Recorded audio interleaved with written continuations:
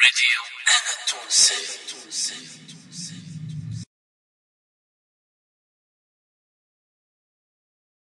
قلت لك اللي نحسه نحكي له. كيفاش ترى مستقبل يعني الوضع في تونس، وخاصة يعني في ظل صعود برشا قضايا، مش بعض القضايا، قضايا السلفيين، قضايا كلية بنوبة، قضايا النقاب، برشا قضايا. كيفاش ترى المستقبل؟ والله هذه قضايا فرعية تبعدنا عن المشكل الأساسي اللي هو بالحق مشكلة الزوالي في تونس، مشكلة الفقر. هذه بالحق القضية الأساسية. تراش انك انت زاده من الناس يعني اللي ما عادش نشوفوا بسيكوان مركز برشا على يمكن في اغنية مارتينيزي ركز شوي، ركزت على المواضيع هذه، بعدت شوية على الراب اللي يغني الفقراء، يغني على الوضع.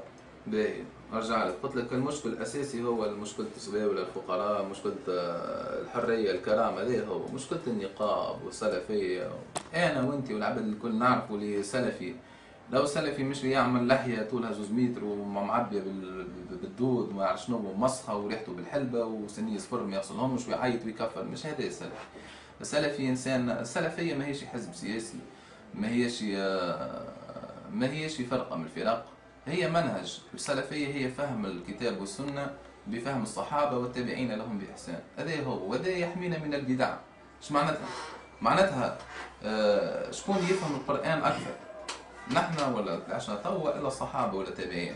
هما الصحابة اللي معناتها اللي يفهموا أكثر، نحن نفهموا بالفهم بتاعهم، فهمتني؟ هذا يحمينا من البدع ومن الفتاوى اللي ما عندهاش أساس في الدين، فهمتني؟ هذه هي المعنى السلفية. خلينا